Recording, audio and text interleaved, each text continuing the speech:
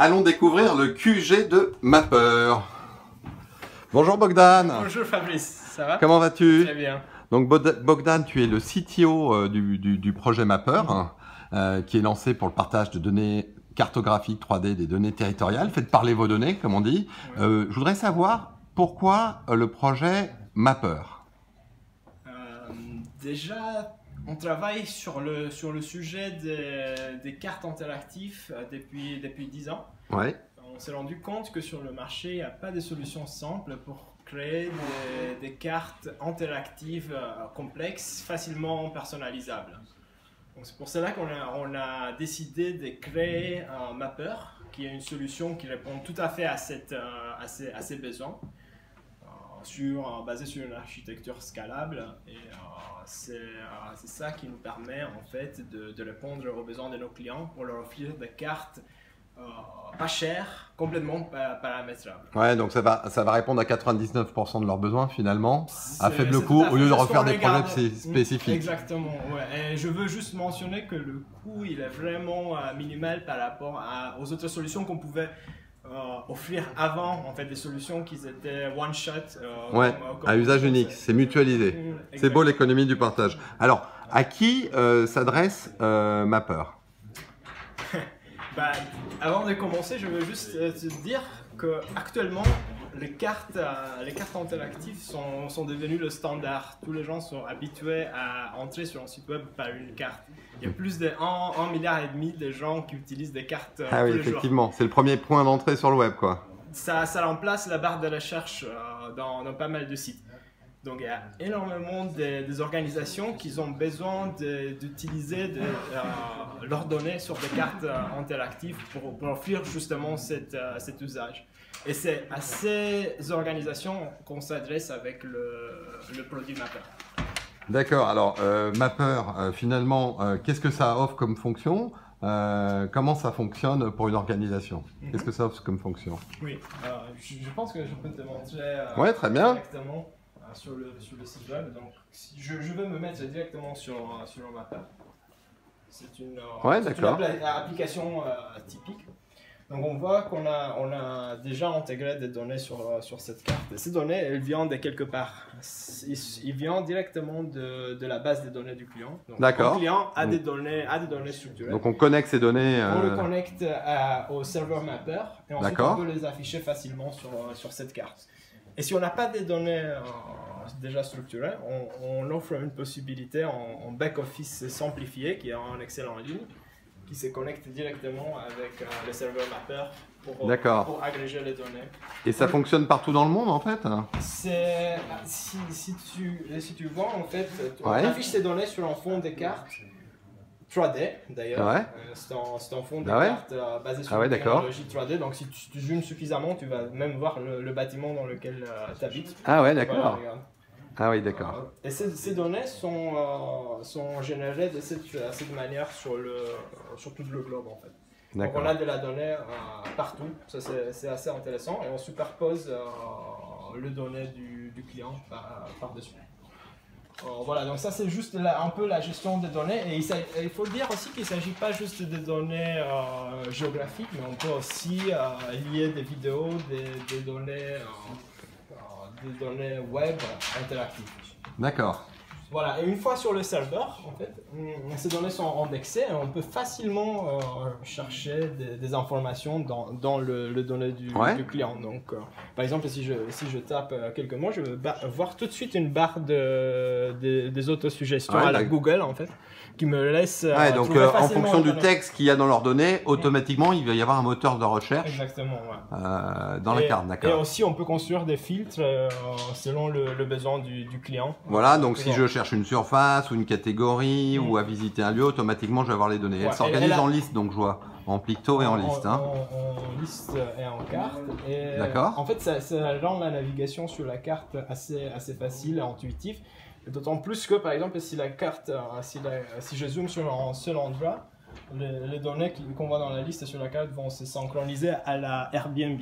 D'accord, alors là je trouve par exemple une donnée, je vois qu'il y a 4 résultats là-haut dans la sélection que tu as fait. Comment ça se passe après?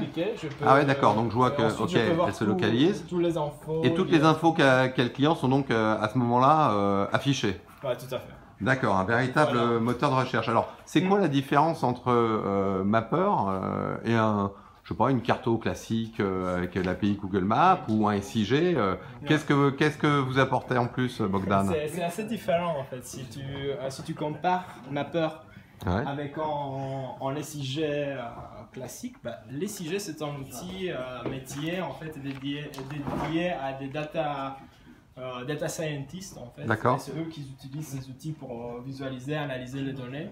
Et les cartes résultantes vont jamais sortir de cette cercle petit de. Ouais, donc ça reste un petit peu enfermé dans un logiciel très technique. Plutôt ça, oui. Quand en fait Mapper, c'est une carte qui est facilement partageable sur le web et qui communique à des utilisateurs finaux en fait, à tous les gens.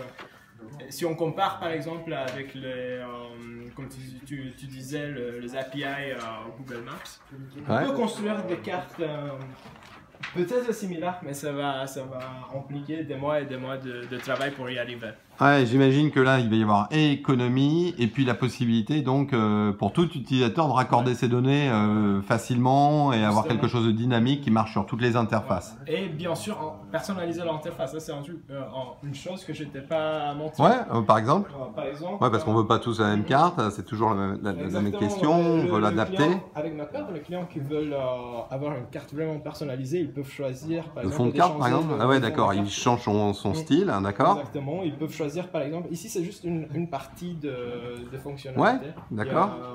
Par exemple, on peut décider de mettre la liste des résultats à gauche plutôt qu'à droite. Ouais, d'accord, donc on peut changer les endroits, les positionnements, le menu de recherche et donc il va pouvoir se le personnaliser et le mettre dans son environnement. Déjà, les cartes qu'on voit maintenant n'est plus du tout celles qu'on avait il y a quelques minutes. D'accord. Et maintenant, si je suis une entreprise, comment ça marche? Comment je fais? Ou si je suis une organisation, comment ça va fonctionner? Si je suis une organisation et j'ai des données géographiques et je veux créer mon mapper, c'est simple. Ça suffit de me connecter sur le site Mapper et de prendre. Nous envoyer une demande. Ensuite, si vous voulez juste utiliser nous passer en fait ces données, on peut construire une carte prête à l'emploi qu'on va vous livrer. Et cette carte, elle va pouvoir vivre, donc toutes les données que vous allez mettre à jour dans votre base de données vont se mettre à jour sur la carte aussi. Ah d'accord, donc c'est dynamique, c'est-à-dire que le client chez lui change ses données et automatiquement, il n'a pas de travail à faire, tout s'actualise de manière dynamique. Oui, justement, et aussi il va bénéficier de toutes les nouvelles fonctionnalités que nous on crée pour les différents clients Mapper. D'accord, d'accord. Et en quoi c'est ouvert en fait? Comment ça va fonctionner si je veux créer mon propre service, mes propres fonctions? Si jamais les entreprises veulent créer leur propre carte à partir de 0 jusqu'à la fin, nous on ouvre nos API et les développeurs qu'on utilise tous les jours en interne pour leur utilisation. Et on va leur donner accès à nos outils en fait. Et c'est justement Michael que vous voyez là-bas. Ah d'accord. Qui a designé un peu l'architecture de ces outils. Ouais. J'étais déjà dit en fait qu'on a mis 18 mois en fait à perfectionner cette architecture. Elle permet vraiment à des intégrateurs, à des développeurs de créer en Mapper depuis zéro. Ouais, c'est-à-dire que n'importe qui, avec son agence web, son intégrateur et ses API, ils peuvent faire du service partout dans le monde et faire quelque chose qui est vraiment duplicable sans effort, quoi. C'est exactement ça qu'on veut faire. Ouais, d'accord. Et la partie 3D, on a vu que justement la carte, en fait, partout dans le monde, on peut avoir ces villes en 3D. Qu'est-ce qu'il y a d'autre comme possibilités On a beaucoup cette demande. Le ouais, d'accord. Le client veut avoir des données interactives connectées à leur carte. Et dans ce cas, on peut visualiser les données comme je t'ai montré tout à l'heure en 3D. Ouais, d'accord. On peut aussi lier des contenus 3D, je pense que j'ai un ici. Ouais. En contenu Ah, donc 3D directement dans le fiche de Mapper. C'était pas un bon exemple, mais on peut intégrer facilement des données venant des autres sources web. D'accord. Pour créer une interaction plus évoluée. Écoute, désolé de te déranger en pleine réunion au QG de Mapper avec donc Michael et Gilles et Thélo qui sont en train de travailler sur les interfaces. Donc il ne me reste plus qu'à vous souhaiter bonne chance pour le lancement de Mapper. Merci.